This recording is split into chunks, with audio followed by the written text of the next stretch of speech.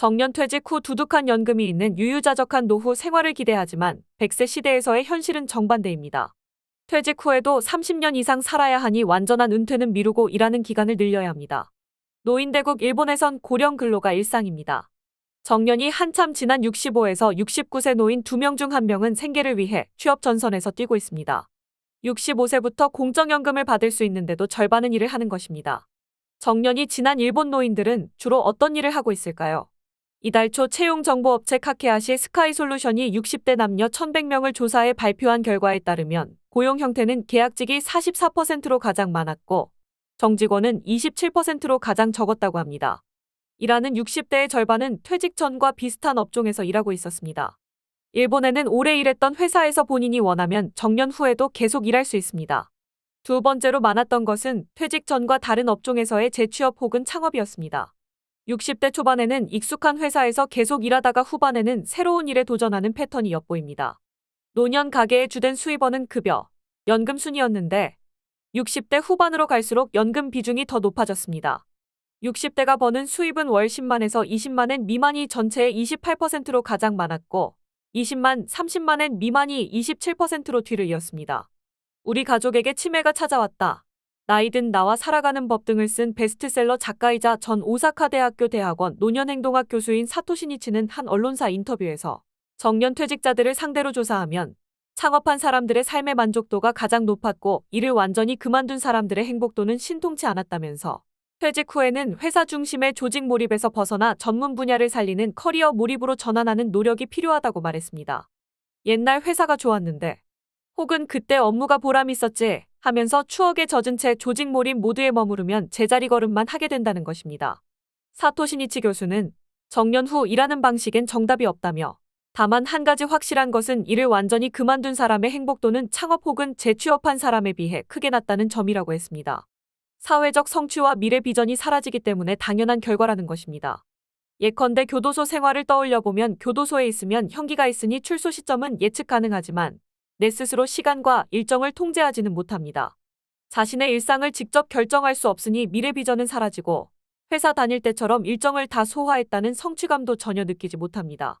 삶은 당연히 괴롭고 만족도도 낮아질 수밖에 없죠. 정년 퇴직을 하고 나면 월급은 전성기 때보다 줄어들게 됩니다. 일본 남성은 55에서 59세 연봉이 인생 피크를 찍는데 이때 월 평균 41만 3,600엔을 벌지만 60에서 64세가 되면 31만 8,100엔으로 23% 줄어든다고 합니다. 사토시 니치 교수는 국립대학 교원인 나도 58세에 승진이 멈췄는데 63에서 65세 소득은 한창 때의 80% 수준이었다며 정년 후엔 돈을 많이 벌겠다는 생각부터 버려야 하고 그보다는 시간을 즐기는 것을 우선해야 한다고 했습니다. 일하는 목적도 직위 같은 외적 보상보다는 일 자체에서 보람과 즐거움을 찾는 내적 보상으로 바꿔야 한다는 것입니다. 사토시 니치 교수는 사회복지단체에서 근무하다가 정년 퇴직 후 같은 단체에서 계속 일하던 지인이 있었다며 지인은 원래 장애아동 복지를 하고 싶었지만 업무상 노인복지 업무만 계속해야 했다고 했습니다. 하지만 정년 퇴직 이후에는 장애아동 복지 일을 도맡아 했고 결국 전문가에 가까워졌다고 합니다.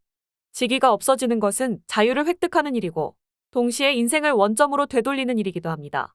사토시 니치 교수는 정년 퇴직 후에 구하는 직장은 예전과 같거나 비슷한 수준이긴 어렵다. 아니, 거의 불가능하다며 정년 퇴직 이벤트를 마음속에 담아두었던 꿈을 실현할 기회로 삼아라라고 했습니다. 본업에서 내가 당연하게 생각한 것도 다른 직장에선 커리어로 활용되는 경우도 많습니다. 도쿄 여행사에서 기획 업무를 하다가 지방 주민센터 고문이 된 지인이 그런 케이스였습니다. 그가 처음 맡은 일은 관광객 유치였는데 일을 하면서 주민센터 직원 교육 업무가 본업이 됐습니다. 처음 부임했을 당시에 주민센터 직원들은 회의 진행 방식을 잘 몰라서 엉성하게 진행하고 있었고 기업에서 하듯 그는 회의 자료를 따로 만들고 파워포인트 쓰는 법을 직원들에게 알려줬더니 반응이 뜨거웠습니다. 결국 주민센터 상사는 그에게 정식으로 직원 교육을 맡겼습니다. 사토시 니치 교수는 조직을 떠났을 때 무엇이 나의 커리어가 될지 남에게는 나의 어떤 점이 강점으로 보일지 파악해둬야 한다며 정년 후에 후회와 한숨으로 시간을 보내지 않으려면 현역에서 일할 때부터 자신을 수시로 점검하면서 조직 몰입에서 커리어 몰입으로의 전환에 힘써야 한다고 했습니다. 정년 퇴직자 중에서 창업한 사람의 행복도가 가장 높다고 합니다. 일본은 벤처기업의 4분의 1이 시니어 창업입니다. 벤처기업의 5년 생존율은 5% 정도로 낮은 편이지만 돈은 많이 벌지 않아도 좋다.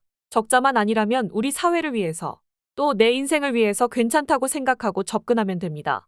사토시 니치 교수는 면접까지 갔는데 자꾸 떨어진다고 불평하면서 남에게 인정받기만 기다리지 말자며 회사 다닐 때와 같은 자기 확장성 욕구가 아니라 사회적 평가를 잣대 삼아 남을 기쁘게 하기 위해 창업한다면 의외로 사업이 잘 풀릴 수도 있다고 하며 그는 나도 10년 내에 창업을 하고 싶다는 꿈이 있다고 덧붙였습니다.